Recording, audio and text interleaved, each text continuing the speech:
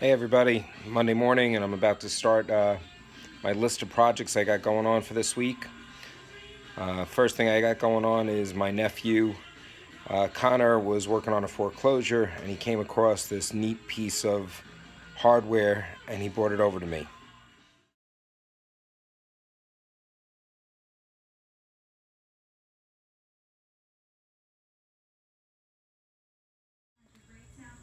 So what I have here is one of those Rubbermaid totes, and we're going to utilize that to soak the hook in a solution of water and Arm & Hammer baking soda washing detergent, or some of the resources I read say that you can utilize OxyClean washing detergent as well. So the hook is here, and what I did is I set up a piece of scrap steel with a lot of surface area so that this way it can be connected to the positive lead of the battery charger, and that's what's going to attract the rust. I don't want to put the leads of the battery charger directly in the water, so what I did here was I took a piece of 12-2 wire and kind of bent it over the edge, and this is where I will connect the negative lead of the battery charger. So I added a 1/4 cup of the Arm & Hammer washing soda. This is what I've added. Again, it was approximately a 1/4 cup. And now I'm going to take the hose and really try and get it all to dissolve. I may have been better off pre-dissolving in a bucket and then adding it to here. But my impatience got the better of me. Looks like this is working out just fine. I connected the positive to the piece of sacrificial steel, and we connected the negative to the copper wire that's tied into the hook. And you can take a look already. We're seeing some bubbling occurring, which I'm assuming is going to start to take apart the rust and make it all a nice clean steel. So we decided to change the anode from this one here, which was old and rusty to start out with, to a new piece of steel.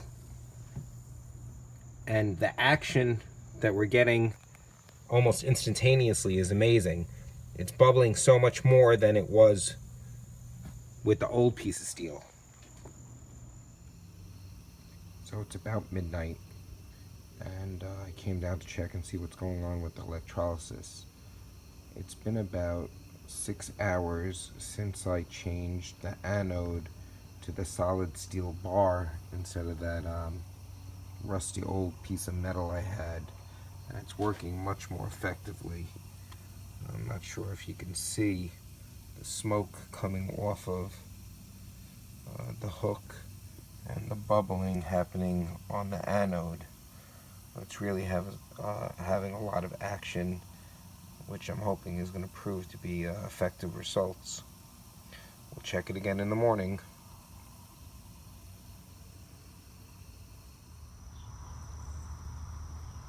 So it's 6:45 in the morning, and I came to check and see what's going on here. I can't believe how much action is happening in the solution. It's bubbling up a storm. And what I also found was very interesting is the meter now is up to 6 amps of resistance, where yesterday it was only at like 1. In a short while I'm going to flip it over so the end that is outside of the water can start being worked on.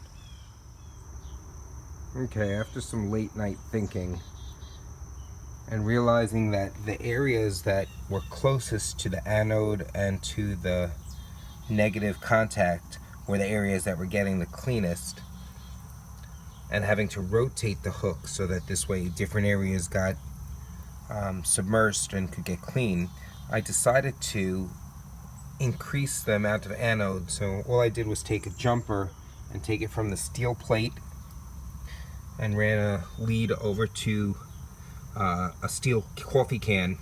It's not really a coffee can, but a can, and put it there.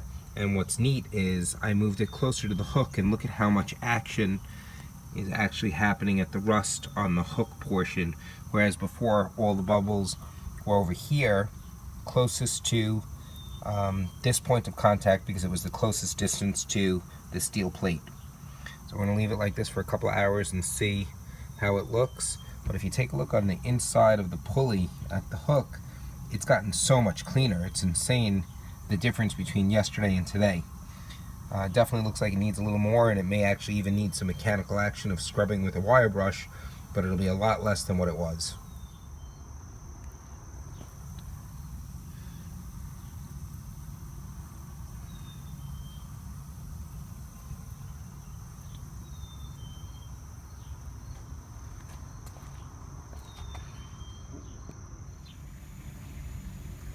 This is insane. I can't believe how much action is getting through the water and the soap solution.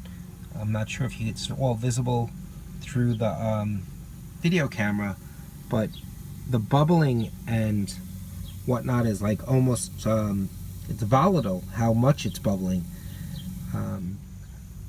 I think adding the steel can into the solution has created additional surface area for the anode, so it's just causing so much more action in the water. So it's been about 24 hours, 23 hours since we started, but only around 13 hours since we added the extra steel plate.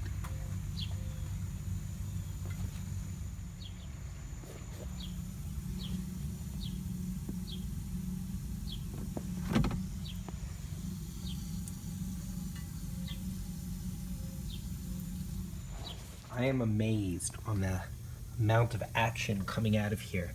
Look at all those bubbles and the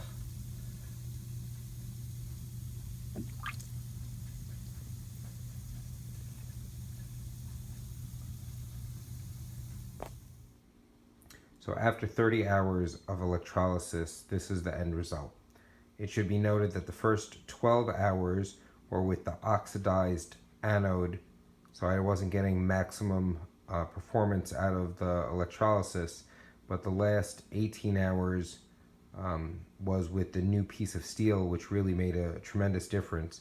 I think that most of the electrolysis took place in the last 18 hours. You could see the finish is really spectacular. None of this was like that before the electrolysis. It was all pitted and rusted and caked on. And in addition, the hook was not able to turn previously. The electrolysis really loosened up and got rid of all the rust. There are some areas that are still have some appearance of rust, like right there in the corner and around the cotter pin, but I'm not so sure that I'm going to spend any more time on it. One of the things that I did notice was the battery charger kept tripping. It seemed like it had an internal heat circuit and it was getting too warm, so it would trip, shut down, cool off, and then turn back on. So I was a little apprehensive about letting it go again overnight. But I think overall I'm pretty pleased with the results and would definitely use this method again.